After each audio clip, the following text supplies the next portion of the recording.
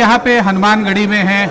महाराज जी, आप अयोध्या के राजा हनुमान जी के दर्शन करके आ रहे हैं। आप फूला न समा रहे हैं। कल भव्य श्री राम जी का मंदिर का शिलान्यास होना है, प्रधानमंत्री जी भी आ रहे हैं। आप लोगों की जद्दोजहद, जो दशकों की जद्दोजहद थी, आज वो चरितार्थ होता हुआ।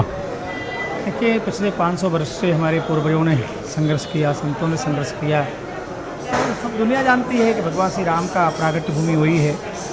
कुछ विधर्मी लोगों ने वहाँ पर तथाकथित उसी मलबे से एक ढांचा जैसा खड़ा कर दिया, इसी बाबरी नाम देने लगे, बल्कि वहाँ कोई मस्जिद थी ही नहीं। भगवान श्री राम की प्राकट्य भूमि है।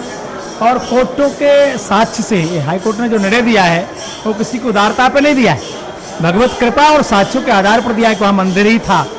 और अब भगवान की कृपा से हम सबको सौभाग्य प्राप्त हुआ है कि कल अभिजित मुहूर्त में देश के प्रधानमंत्री जी संतों के साथ, सब राम भक्तों के साथ प्रथम शिला रख करके भव्य मंदिर के निर्माण का प्रारंभ करेंगे। और ये केवल निर्माण मंदिर का नहीं है, ये हमारी आस्था का केंद्र बिंदु है जो आने वाली पीढ़ी को प्रेरणा प्रदान करेगा। कहीं न कहीं हमारा वैचारिक पतन हो रहा था पाश्चात्य जगत के कारण, परंतु आज पुनः भगवान की कृपा से, क्योंकि भगवान श्री राम का जो जीवन है वो मनुष्य मात्र के लिए अनुकरणीय अनुसरणीय है, तो इसलिए मुझे लगता है कि आने वाली पीढ़ी को राम राज्य की कल्पना, राम राज्य बैठे त्रिलोका हर्षित भय गए सब शोका यथा राजा तथा प्रजा। मोदी जी ने जो अद्वितीय कार्य किया है, पिछले 5 अगस्त को 370 हटा 5 अगस्त को भगवान मर्यादा पुरुषोत्तम श्री राघवेंद्र सरकार का श्रवणता का प्रतीक मंदिर का निर्माण हो रहा है।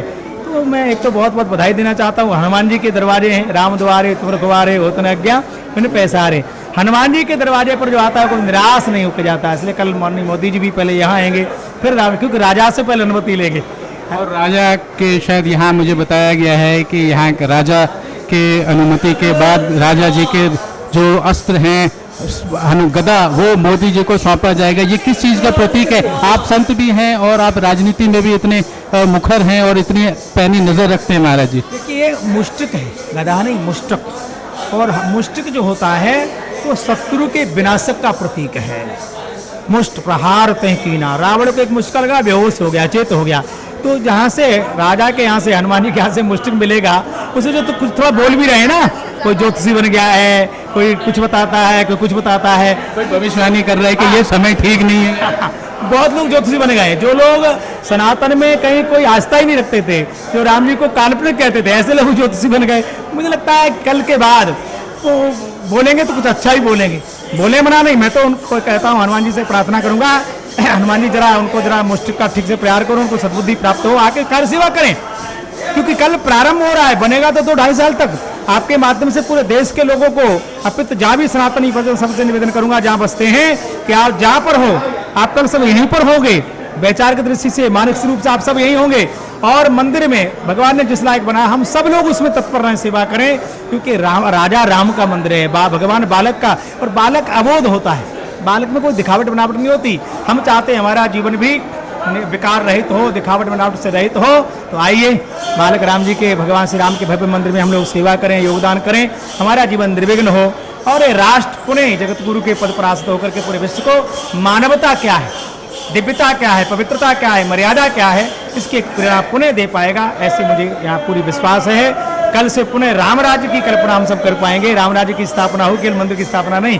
इसलिए आप सबके माध्यम से मैं पुनः सब पूरे देश को, सभी को बहुत बहुत बधाई देता हूँ। जय श्री राम, जय भारत। महाराज जी, एक सुखद भविष्य के लिए जो जद्दोजहद पास्ट में हुआ है, जो इतना मेहनत लगा है, दशकों चली गई, पीढ़ियाँ चली गई, पीढ़ियाँ खप गई, उनके लिए आपका क्या संदेश होगा? उनके लिए आप खुद भी बहुत ज़्यादा प्रोएक्टिव थे और आपने खुद भी इतना जद्दोजहद किया है, उसके बारे में थोड़ा बताएं। वो कैसे दिन थे, वो कितने डिफ़िकल्ट दिन थे आपके? सौभाग्य मिला था, मैं 6 दिसंबर को उसी मंच पर था, यहाँ से उद्घोष हो रहा था, और वो भगवत कृपा से ही सब कुछ हुआ था। कोई हमारी योजना नहीं थी, भगवान की योजना थी। वास्तव में आज जो ये सुगत तिथि आई है, वो केवल हमारा प्रश्न नहीं, करीब करीब 72 युद्ध लड़े गए और कम से कम 1-1.5 लाख हमारे पूर्वजों ने बलिदान दिया है राम राज्य के लिए, राम मंदिर के लिए। तो उनकी कृपा से सब हो रहा है, संतों के भजन के प्रभाव से हो रहा है, उनके संतत्व से हो रहा है, तो उनकी कृपा से सब चल रहा है। भगवत कृपा तो है ही, पर जो बलिदानी है जिन्होंने से इतना बलिदान दिया इस राम राज्य के लिए, राम मंदिर के लिए, कार सेवकों ने, पूर्व राजाओं ने, उन सब की प्रेरणा से उन सब की आत्मा को शांति मिले, भगवत कृपा प्राप्त हो, ऐसी मैं कामना करता हूँ। क्योंकि सब राम भक्त होने तो भगवत प्राप्ति हो ही गई होगी, पर आज उनकी आत्मा जहाँ जिस रूप में होगी बड़ी प्रसन्न होगी, बड़ी आनंदित होगी, और उनकी कृपा से, उनके बलिदान के कारण ही हम सबको ये सुकृत देखने को मिल रहा है। दिन कल का दिन किसी बहुत बड़े महापर्व, हमारे यहाँ शाही स्नान होता है, हमें लगता है कल भी एक कुंभ जैसा भी शाही स्नान जैसी स्थिति होगी, बहुत बड़ी प्रेरणा हिंदू समाज को मिलेगी। धन्यवाद। अयोध्या तो पूरी सज चुकी है महाराज जी, शायद हम लोग अपनी आंखों से दर्शन कर पा रहे हैं, ये जिंदगी में पहली बार ऐसा दर्शन पूरे हिंदुस्तान और पूरे हिंदू समाज और सनातन धर्म को ये टेलीविजन के माध्यम से होगा। आप उनको कैसे, जो आप भी कल से यहाँ अयोध्या में हैं, आपको कैसा अनुभूति हो रहा है? एक आत्मीय अनुभूति, एक इंडिविजुअल, एक सामाजिक, एक पारिवारिक, एक पूरा बृहद परिवार भी यहाँ है। अभी कोरोना भी चल रहा है, लोग नहीं आ रहे हैं, फिर भी आप जो पूरा व्यवस्था देख पा रहे हैं, आपके अनुसार क्या है? भगवान ने कहा है, मम धामदा पुरी सुखरासी अतप्रिय मोह यहाँ के वासी, जन्म भूम पुरी सुहावन उत्तर दिश सरयू वे पावन। ये तीर्थों का तीर्थ है। हाँ, मैं कोरोना की वजह से जो लोग नहीं आ पा रहे हैं, मैं उनसे प्रार्थना करूंगा कि विजन टीवी के माध्यम से और टीवी के माध्यम आप यहीं सब होंगे, हमसे ज़्यादा अच्छा देख पाएंगे। इसलिए कोई ऐसा ना माने कि आप यहाँ नहीं, आप सब यहीं हैं। पूरा देश, पूरा विश्व में जितना सनातनी सब यहीं कर होंगे, इसलिए आप अपने मन को कहीं हिरास निराश न करें। और मैं प्रार्थना करूंगा, मंदिर 2-2.5 साल में बंद के तैयार होगा। जब आपको समय मिले आना जरूर, 1-2 दिन रहना, कुछ सेवा करना। ये अयोध्या है, अयोध्या में एक बार जो आता है, सरयू का दर्शन करता है, हनुमान जी का दर्शन करता है, उसके जीवन में कोई बाधा नहीं रहती है। और बुलाया जाता है तभी आता है। हाँ नहीं, मैंने कहा राम द्वारे तुम रखवारे हो, तो आज्ञा बिन पैसारे, बिना हनुमान जी की कृपा के तो राम द्वारे में कोई आ नहीं सकता। तो हनुमान जी का बुलावा है तभी आ सकते हो। हनुमान जी का बुलावा सबको है। हनुमान जी तो सुग्रीव को गले लगाते हैं, विभीषण कहा लंका में बैठा है, उसे राम जी के, तो हनुमान जी तो सबको संत है ना, और संत तो सबको समानता से देखता है। इसलिए आप सब जितने लोग देख रहे हैं, आप यहीं कल होंगे, प्रत्यक्ष होंगे। भगवान आप सब पर कृपा बनाए रखे, कोरोना की दृष्टि से दूरी बना के रखें, मानसिक दूरी नहीं, शारीरिक दूरी बना के रखें, क्योंकि रोग न हो जाए और रोग दूर हो, आप सबका किसी प्रकार की जीवन की विषमता न हो, ऐसी हनुमान जी से प्रार्थना करता हूँ। हनुमान जी तो अष्ट सिद्धि नवनिधि के दाता, असर दीन जानकी माता, आप सबके जीवन में सुख शांति हो, ऐसी कामना करता हूँ। धन्यवाद। जय Shri Ram.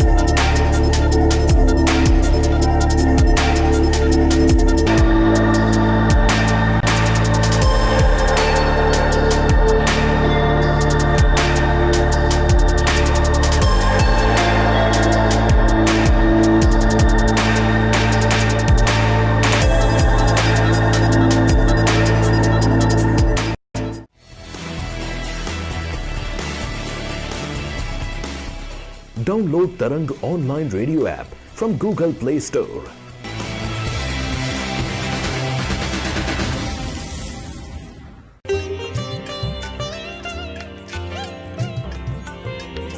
You are listening to Tarang Devotional Online Radio.